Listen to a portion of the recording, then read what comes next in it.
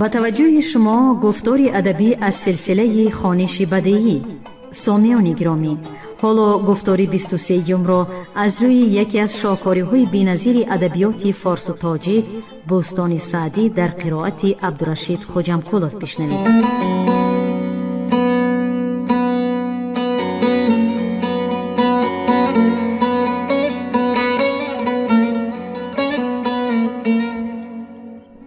در اقصای عالم بگشتم بسی، بسر بردم ایام با هر کسی. تمتع به هر گوشه یافتم، ز هر خرمنی خوشه یافتم.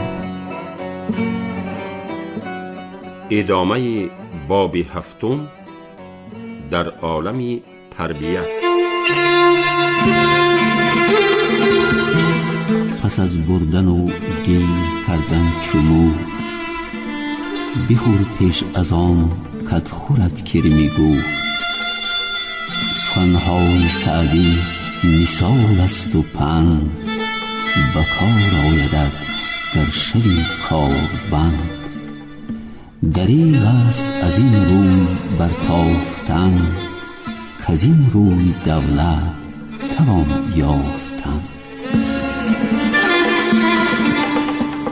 یکی ناسزا گفت در وقت جنگ، گریبان دریدند وی را به چنگ. قفا خورده عریان و گریان نشست، جهان دیده گفتش ای خودپرست. چو غنچه گرت بسته بودی دهن، دریده ندیدی چو گل پیرهن. سراسیمه گوید سخن بر گزاف، چو تنبور بی مغزی بسیار لاف. نبینی که آتش زبان است و بس، به آبی توان کشتنش در نفس. اگر هست مرد از هنر بهره ور، هنر خود بگوید نه صاحب هنر. اگر مشک خالیس نداری مگوی، ورت هست خود فاش گردد به بوی. به سوگند گفتن که زر مغربی است، چی حاجت محک خود بگوید که چیست. بگویند از این حرف گیران هزار، که سعدی نه اهل است و آمیزگار. روا باشد در پوستینم درند، که طاقت ندارند مغزش برند.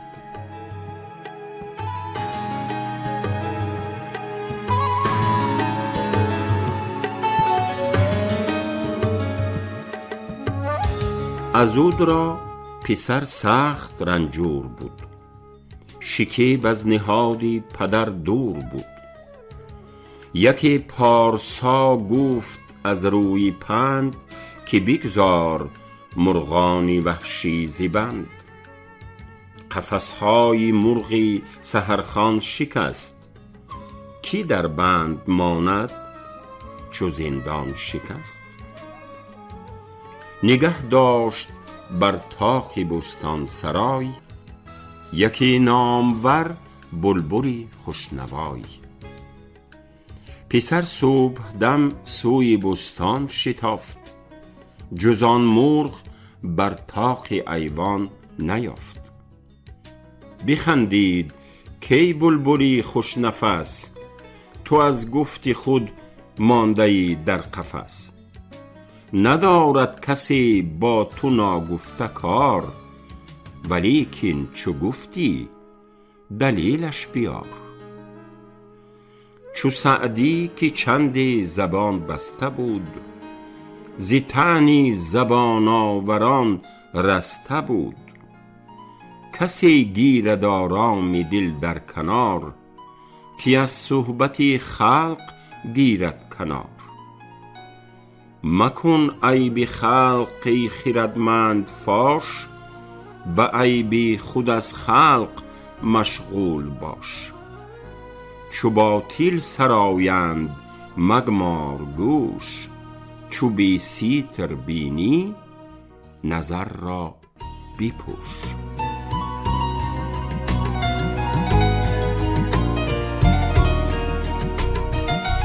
شنیدم که در بزم ترکانی مست، مرید دف و چنگ مطرب شکست. چو چنگش کشیدند حالی به موی، غلامان و چون دف زدندش بروی. شب از درد جوگان و سیلی نخفت، دیگر روز پیرش به تعلیم گفت. نخواهی که باشی چو دف روی ریش، چو چنگی برادر سرانداز پیش. دو کس گر دویدند و آشوب و جنگ، پراکنده نعلین و پرنده سنگ. یکی فتنه دید از طرف برشکست، یکی در میان آمد و سر شکست. کسی خوشتر از خویشتندار نیست، که با خوب و زشتی کسش کار نیست. تو را دیده در سر نهادند و گوش، دهان جای گفتار و دل جای هوش. مگر بازدانی نشیب از فراز، نگویی که آن کوته است این دراز.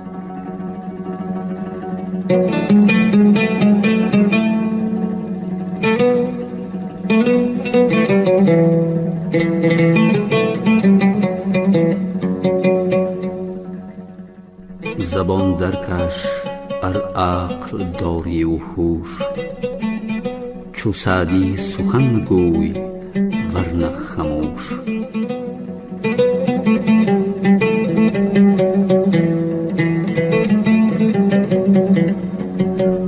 چنین گفت پیر پسندیده هوش، خوش آید سخنهای پیران به گوش.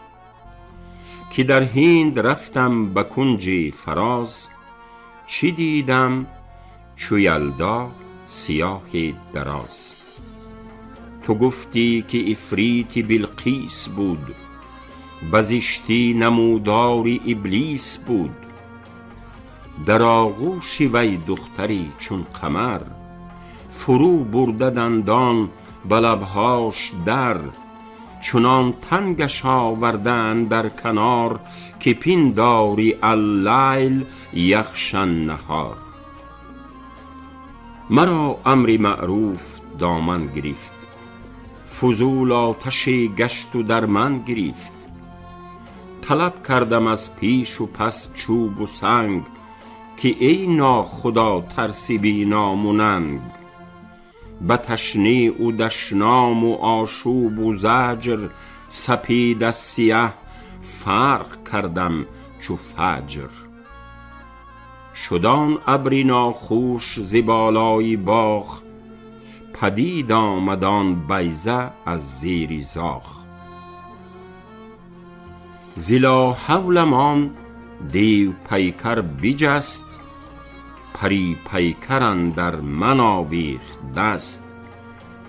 که ای زرق سجاده دلق پوش، سیه کاری دنیا خریدین فروش. مرا روزها دل ز کف رفته بود، بر این شخص و جان بر وی آشفته بود. کنون پخته شد لقمه خام من، که گرمش بدر کردی از کام من. تظلم برآورد و فریاد خواند، که شفقت برافتاد و رحمت نماند. نماند از جوانان کسی دستگیر، که بستاندم داد از این مردی پیر. که شرمش نیاید ز پیری همی، زدن دست در ستر نامحرمی. همی کرد فریاد و دامن به چنگ، مرا مانده سر در گریبان ز ننگ. فرو گفت عقلم به گوشی ضمیر، که از جامه بیرون روم همچو سیر. برهنه دوان رفتم از پیش زن، که در دست او جامه بهتر که من. پس از مدتی کرد بر من گذار، که می دانیم؟ گفتمش زینهار، که من توبه کردم به دستی تو بر، که گردی فضولی نگردم دیگر.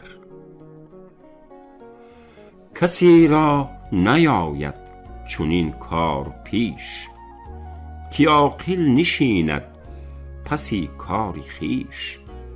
از آن شنعت این پند برداشتم، دیگر دیده نادیده انگاشتم.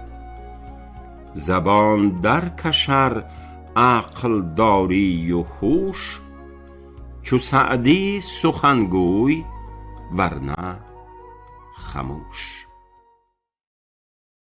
سخنچین کند تازه چنگی قدیم، به خشم آورد نیک مردی سلیم.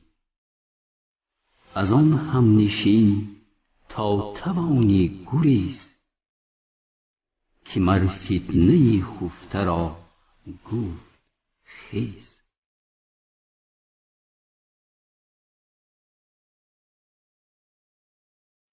یکی پیش داوودی طایی نشست، که دیدم فلان صوفی افتاده مست.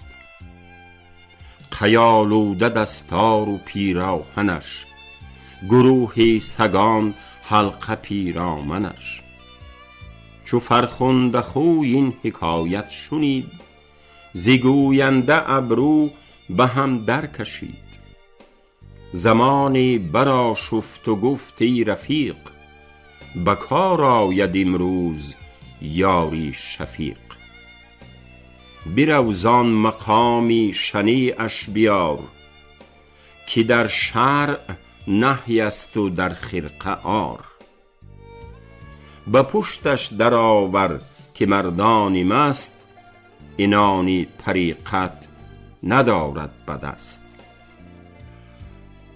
نیوشنده شد زین سخن تنگ دل، به فکرت فرو رفت چون خر به گیل. نه زهره که فرمان نگیرد به گوش، نه یارا که مست اندر آرد به دوش. زمانی بپیچید و درمان ندید، رهی سرکشیدن ز فرمان ندید. میان بست و بی اختیارش به دوش، در آورد و شهر برو عام جوش. یکی طعنه می زد که درویش بین، زهی پارسایانی پاکیزه دین. یکی صوفیان بین که می خورده اند، مرقع به سیکی گرو کرده اند. اشارت کنان این و آن را به دست، که آن سرگران است و آن نیم مست. بگردن بر از جور دشمن حسام، به از شنعتی شهر و جوشی عوام. بلا دید و روزی به محنت گذاشت، به ناکام بردش به جایی که داشت. شب از شرم ساری و فکرت نخفت، بخندید طایی دیگر روز و گفت. مریز آبرویی برادر به کوی، که دهرت نریزد به شهر آبروی. بد اندر حق مردمی نیک و بد، مگوی ای جوان مردی صاحب خرد. که بد مرد را خصم خود می کنی، وگر نیک مرد است بد می کنی. تو را هر کی گوید فلان کس بد است، چنان دان که در پوستین خود است. که فعلی فلان را بباید بیان، و زین فعل بد می براید عیان. به بد گفتنی خلق چون دم زدی، اگر راست گویی سخن هم بدی. زبان کرد شخصی به غیبت دراز، بدو گفت داننده سرفراز، که یادی کسان پیش من بد مکن، مرا بدگمان در حق خود مکن. گرفتم ز تمکین او کم ببود، نخواهد به جاهی تو اندر فزود. کسی گفت و پنداشتم طیبت است، که دزدی بسامان تر از غیبت است. بدو گفتم ای یاری آشفته هوش، شگفت آمد این داستانم به گوش. به ناراستی در چی بینی بهی، که در غیبتش مرتبت می نهی. بلی گفت دزدان تهور کنند، به بازوی مردی شکم پر کنند. نه غیبت کنان ناسزاوار مرد، که دیوان سیه کرد و چیزی نخورد.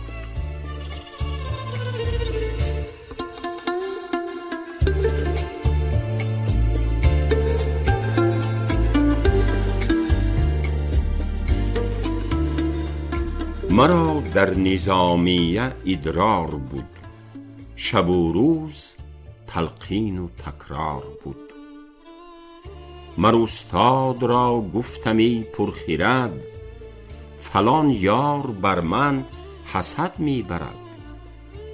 چو من داد معنی دهم در حدیث، برآید به هم اندرون خبیث. شنید این سخن پیشوای ادب، به تندی برآشفت و گفت ای عجب. حسودی پسندت نیامد ز دوست، چی معلوم کردت که غیبت نکوست. گر او راه دوزخ گرفت از خسی، از این راه دیگر تو در وی رسی.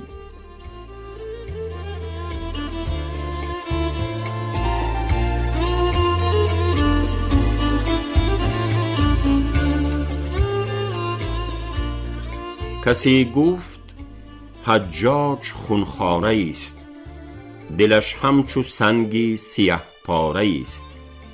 نترسد همه زاح و فریاد خلق، خدایا تو بستان از او دادی خلق. جهان دیده پیری دیری نزاد، جوان را یکی پندی پیرانه داد. کزو دادی مظلومی مسکینی او، بخواهند و از دیگران کینی او.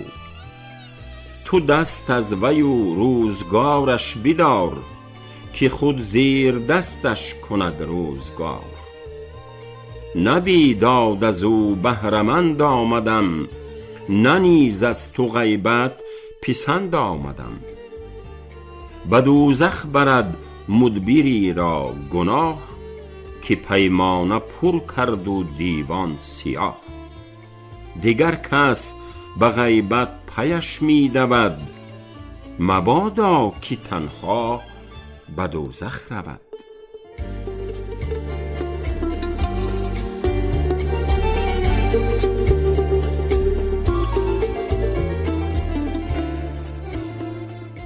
شنیدم که از پارسایان یکی، به طیبت بخندید با کودکی.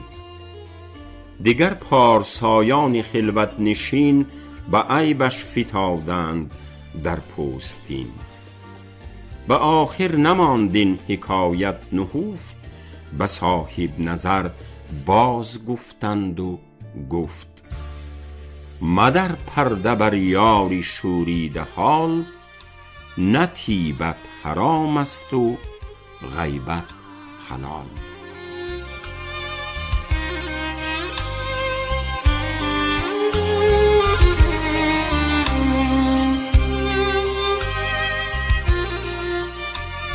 به طفلی درم رغبتی روزه خواست، ندانستمی چپ کدام است و راست.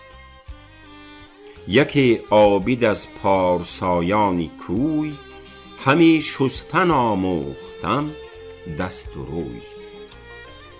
که بسم الله اول به سنت بگوی، دوم نیت آور، سوم کف بشوی. پس آنگه دهن شوی و بینی 3 بار، مناخیر به انگشت کوچک بخار. به سبابه دندان پیشین بمال، که نهی است در روزه بعد از زوال. وزان پس 3 مشت آب بر روی زن، ز رستنگهی موی سر تازه کن. دیگر دست ها تا به مرفق بشوی، ز تسبیح و ذکر آنچه دانی بگوی. دیگر مسح سر، بعد از آن غسل پای، همین است و ختمش به نام خدای. کس از من نداند در این شیوه بی، نبینی که فرتوت شد پیریده. شنید این سخن ده خدای قدیم، بشورید و گفته خبیثی رجیم. نه مسواک در روز گفتی خطاست، بنی آدمی مرده خوردن رواست. دهن گو زنا گفتنی ها نخوست، بشوی آنگه از خوردنی ها بشوست.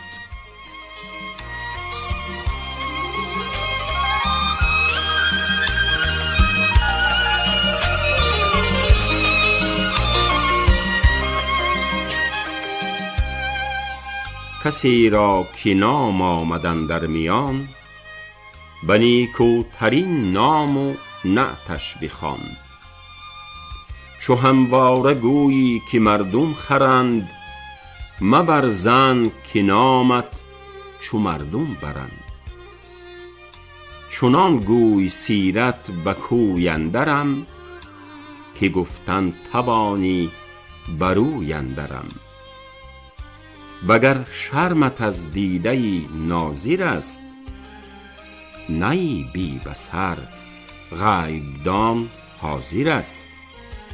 نیاید همی شرمت از خویشتن، کزو فارغ و شرم داری ز من.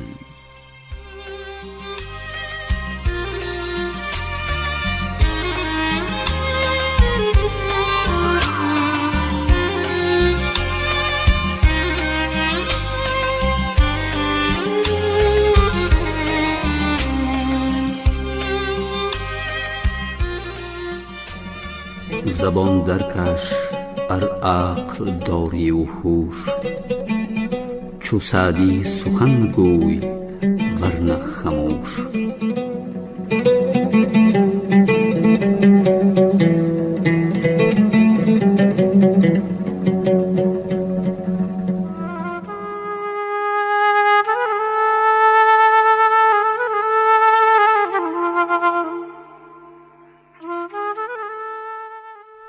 طریقت شناسانی ثابت قدم، به خلوت نشستند چندی به هم. یکی زان میان غیبت آغاز کرد، دری ذکری بیچاره باز کرد. کسی گفتش ای یاری شوری درنگ، تو هرگز غزا کرده ای در فرنگ. بگفت از پسی 4 دیواری خویش، همه عمر ننهاده ام پای پیش. چنین گفت درویش صادق نفس، ندیدم چنین بخت برگشته کس. که کافر ز پیکارش ایمن نشست، مسلمان ز جوری زبانش نرست. چه خوش گفت دیوانه مرغزی، حدیثی کزان لب بدندان گزی. منر نامی مردم بزشتی برم، نگویم بجز غیبتی مادرم. که دانند پروردگان خرد، که طاعت همان به که مادر برد. رفیقی که غایب شده نیکنام، دو چیز است از او بر رفیقان حرام. یکی آن که مالش به باطل خورند، دوم آن که نامش به زشتی برند. هر آن کو برد نامی مردم به عار، تو چشمی نکو گویی از وی مدار. که اندر قفایی تو گوید همان، که پیشی تو گفت از پسی مردمان. کسی پیش من در جهان عاقل است، که مشغول خود و از جهان غافل است.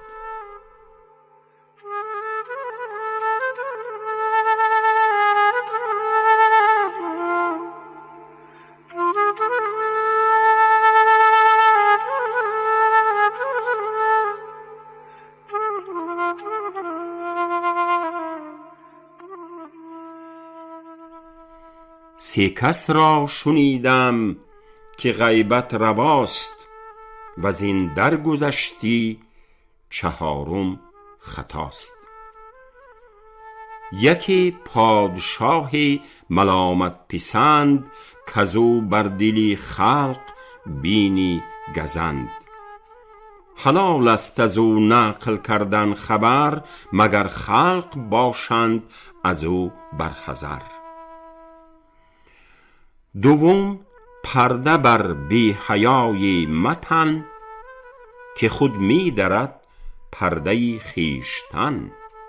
زی حوزش مداری برادر نگاه، که او می درفتد به گردن به چاه. سوم کش ترازوی ناراست خوی، ز فعلی بدش هرچه دانی بگوی.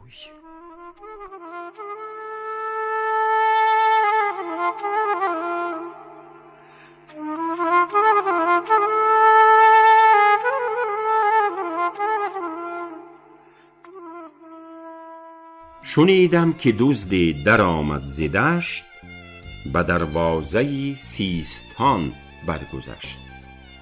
بدزدید بقال از او نیم دانگ، برآورد دزدی سیه کار بانگ.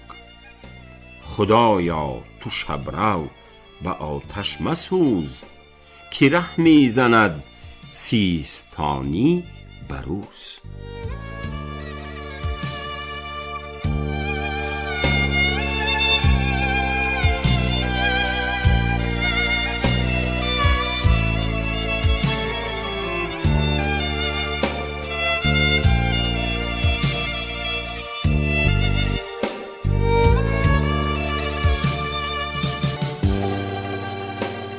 شنوندگان ارجمند، شما گفتاری 23 را از روی بوستان سعدی در قرائت عبدالرشید خوجمقولov شنیدید. کارگردان برنامه شیرعلی نغزلی. پایان گفتاری ادبی از سلسله خوانش بدیعی.